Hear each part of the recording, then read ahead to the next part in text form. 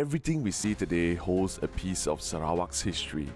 The effort of old men and women who fought for the country. The effort of Sarawak women who fought against all odds to bring out the best of their people lives in everything around us. Their dedication, sacrifices, and courage help improve the lives of many. They paved the way for future generations and helped shape Sarawak into what it is today. In the early 1900s, under the rule of Charles Brooke, the successor of the first Raja James Brooke, education for Malay girls back then was different than it is now. 100 years ago, Malay girls had minimal access to education, and those who were privileged enough to have an education were only aristocratic Malay girls. Even then, they were only taught to improve their feminine skills. One Malay woman determined to remove this inequality from society sacrificed her time, her energy, and financial security to fight for what is right. She was Lily Eberwein.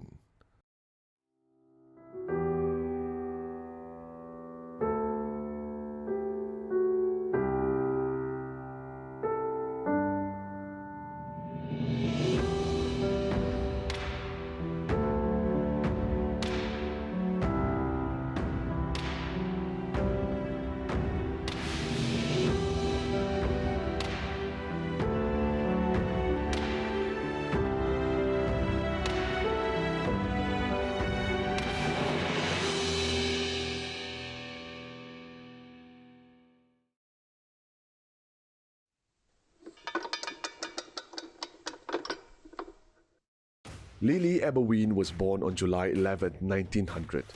Her family lived in the bustle of Singapore, one of Southeast Asia's busiest cosmopolitan entreports. Lily's father, John Eberwein, was the captain of the Raja Brooks for the Straits Steamship Company. His travels often brought him to Sarawak, where he met his wife. Her father married a Malay lady from Semangang. Then they moved to Kuching, and they had two children. One, my uncle Eddie, Edward, and Lily. And both of them were sent to Singapore to school. When my grandfather died, when my mama was 13 years old, so they had to come back to Kuching and to the mother. I think the mother must have made a pact with the father. Come back, you send her to St. Mary's School. And she went to St. Mary's and she did a standard 4, standard 7, which is the highest level, you know. Life in Kuching was unlike anything she had experienced before. In particular, she deeply felt the absence of freedom that she had previously enjoyed. When the father was alive, the cousins used to work and become, you know, what they call it, they serve them on the table and so on. Now, the cousins become the men of the family. So there's one family that always comes to see her. It's a Eurasian that goes to her house, bring papers, newspapers, you know. Then she could read what's happening in the world. She has never got cut off from the other life. She had friends, Eurasians, Hari Raya coming to her house, and my grandmother, her mother, was quite strict. Only the friends that she knew can come to the house, not anybody, because that's a Malay tradition. See? That is the second phase of my mother's life. First, it was a Eurasian way. Secondly, is a kampong conservative Malay. She increasingly began to identify herself as Muslim Malay. Abdullah was later added to her name. She became Lily Eberwein Abdullah. They taught her to read the Quran and on other religious texts and so on, religious things. And when I think after a few years, she did not do anything in the house, but she had some families that come with little young boys and so on. So they learn the Quran from her. At that time when you know how to read the Quran, and then when there are some boys who don't know anything, you can teach them, you know.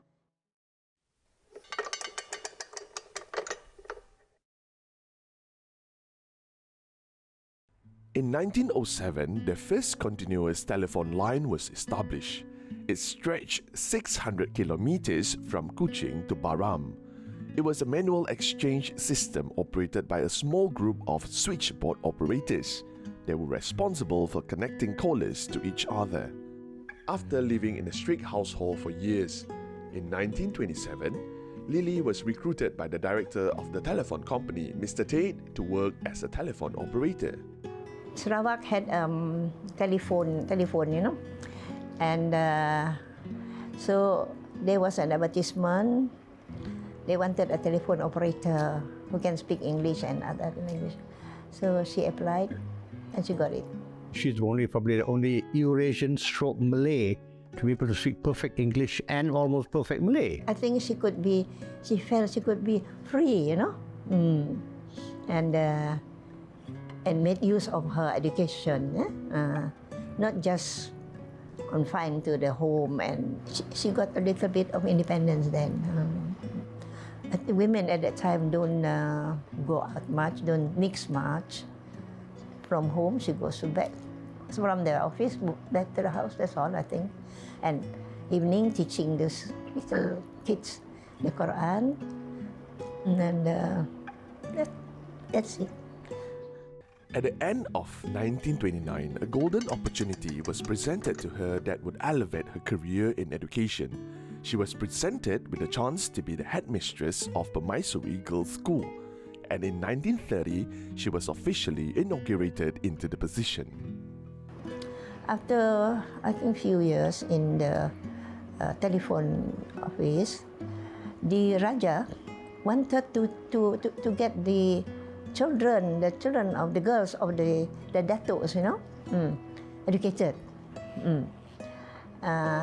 Of course, they had learned the Quran, but I think the Raja wanted the girls to learn Rumi, Rumi. So they decided to have a school for this. Actually, not for everybody, for the elite people's children, girls. And so they thought the best person would be Mama. So she stopped working there and worked as a principal of the Sekolah Permaisuri. She was busy with teaching the girls, not only elementary schools, but as looking more or less like home, ready for the house and for the home, teaching them how to cook, teaching them how to read.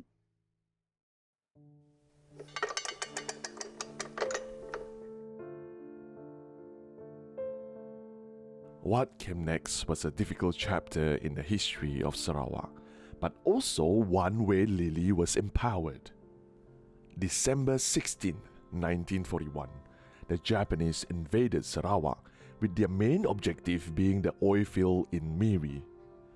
With 10,000 soldiers, Lutong was captured.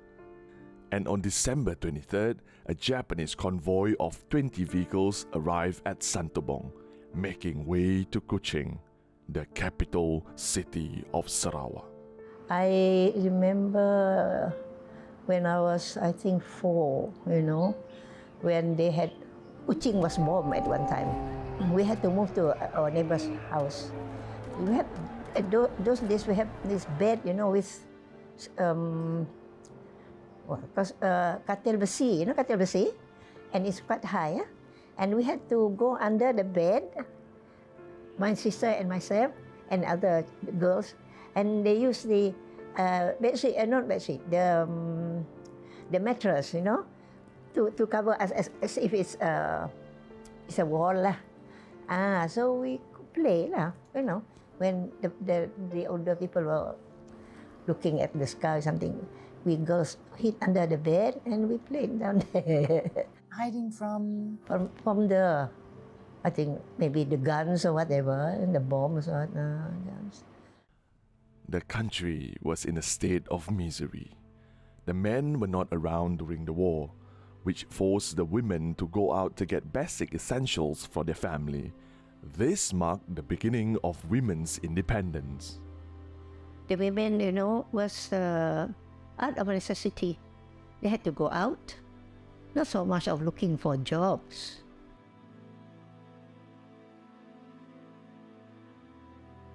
the husbands could be nowhere around. They had to go out to buy food, to get their children to school, something, and necessities. So I think that is the start of women being free.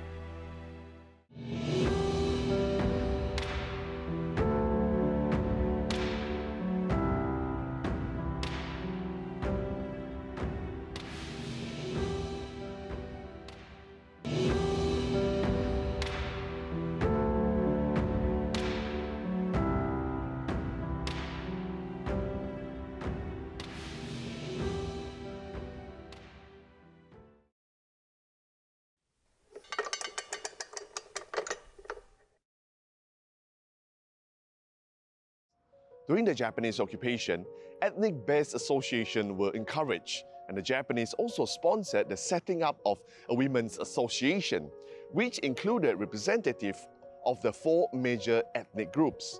Lily led the Malay section. Because I think Japanese saw that she was more educated, so they thought she could lead the ladies, the women. Kaum Ibu was founded for the benefit of the Japanese. The women were mainly involved in fundraising activities for the Japanese through organizing fairs, with singing and dancing and concerts for special occasions such as celebrating the birthday of the Japanese Emperor and Japanese War Heroes Day. They were also responsible for encouraging women to grow tapioca as a substitute for rice, which was in short supply. Even though Lily had to juggle being a school principal, the leader of Kaum Ibu, and a mother, she never once neglected her family. She's more involved with public, home life than the public life. During the Japanese occupation, we had to stay in our relatives' place near Pasir Panjang, and for free, for 2 years. And then every morning, we went to the beach, and Mama taught me how to write and to read and to count on the sand. That's my first class. The first class I had. Did she teach other students at the same time? There were no students then. My sister.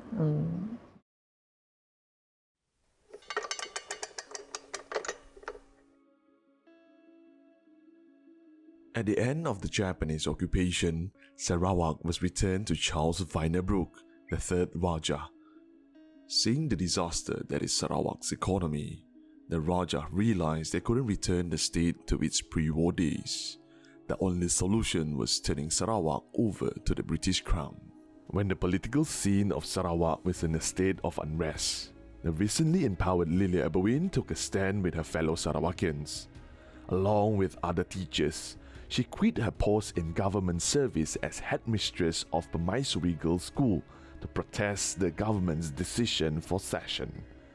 The experience of leading the Japanese women's wing gave Lily the confidence and courage to stand up for what she believed in. After the mass resignation of teachers, many schools closed. Education for the next generation was threatened.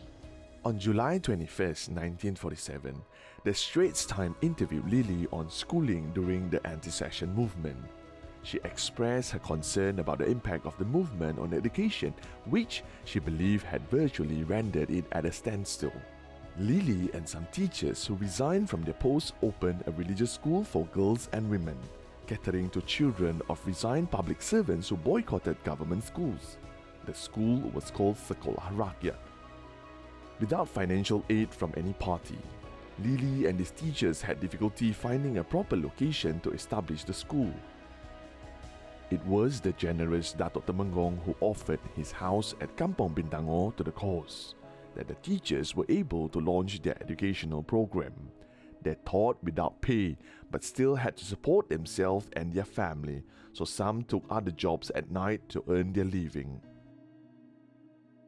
After both your parents resigned, Oh, yeah. you were quite poor. Yes.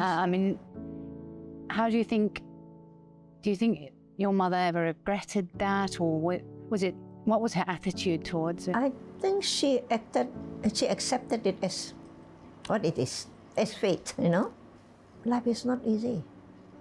You know, we had sometimes we go not so much hungry. We had one good meal a day, you know, and then sometimes there's not enough rice. We had this maize, jagung, mixed together rice. I want to ask about your father now. Can you tell me a little bit about him? He was a policeman, and I don't know how they met, but he was 22 years old, I think, when he married my mother at 40. Of course, they had no children. They adopted us. And then during the Anti-cession, we had no money. My mother left the school, resigned. He resigned from being a policeman, a corporal, but he went to, to look for a job as a, laborer. He went sometimes he went to some, the rice mill at that time at Batu Lintang. He worked as a laborer there. Sometimes some of these goonies, they had some holes, and then some of the rice fell down. He, took it and brought home for us to eat. Did he encourage her, or did they talk about things? I think my mother was so advanced that she doesn't need his encouragement, I think.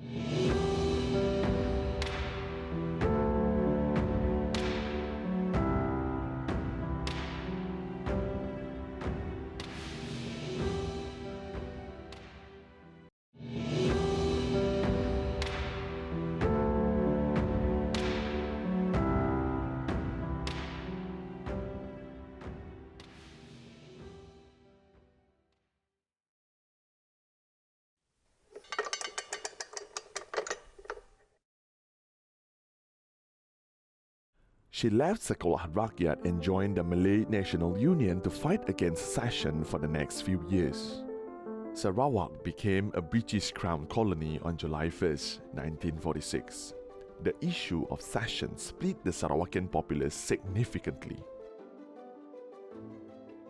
After the assassination of a British governor by a protester, the British government quickly put a stop to the movement, thus resulting in the end of Lily's political career.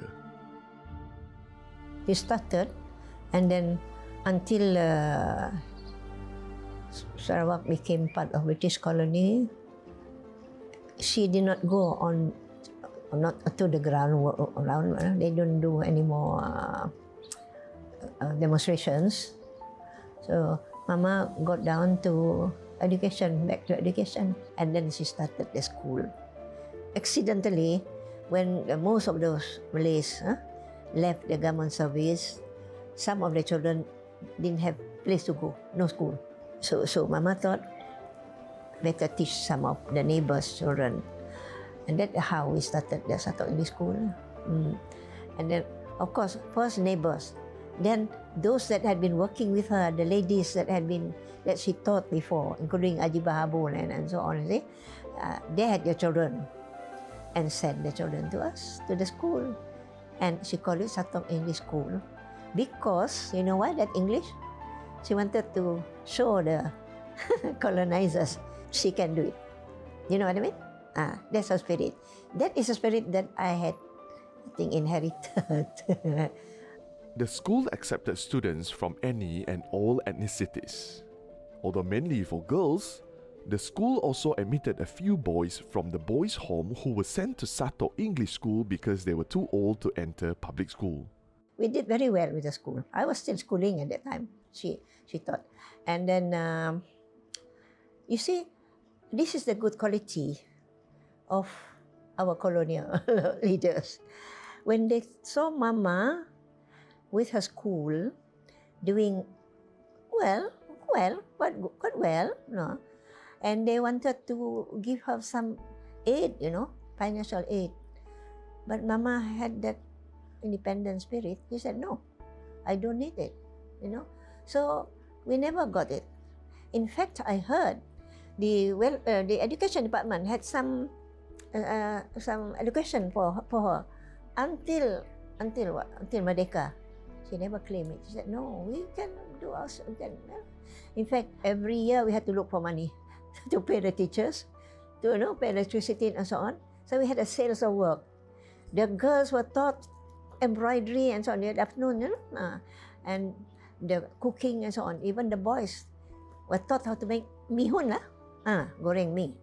And when the girls made some coconut candy, the boys had to, parut, grate the coconut. So we taught the boys to work as well. So we thought boys should be in the kitchen as well.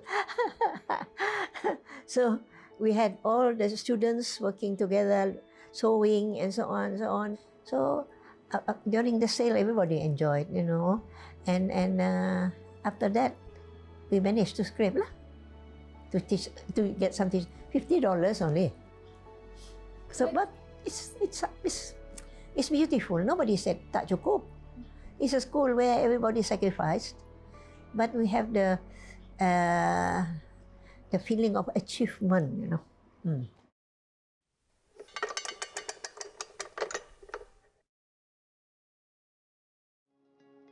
Her service to Sarawak and the people of Sarawak ended when she retired in 1960 as chairman of Kaum Ibu and simultaneously her position at Satok English School. For her lifetime of services to Sarawak, Lily was given 2 Sarawak State Awards after the Malaysian Federation was formed. She was named an exemplary teacher of Malaysia in 1977.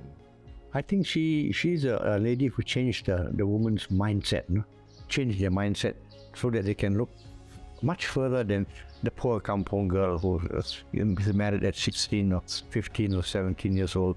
Doesn't know whether what's going to happen in her life. So she gave hope to the Malays. Young Malay women say, you go to school and don't worry. Even the husband said, don't go to school, just cook and then just produce a lot of children. She said, no, you can have children, but have an education, because that will be your basis. A basis for having a better life for yourself, for your family, and for the whole community.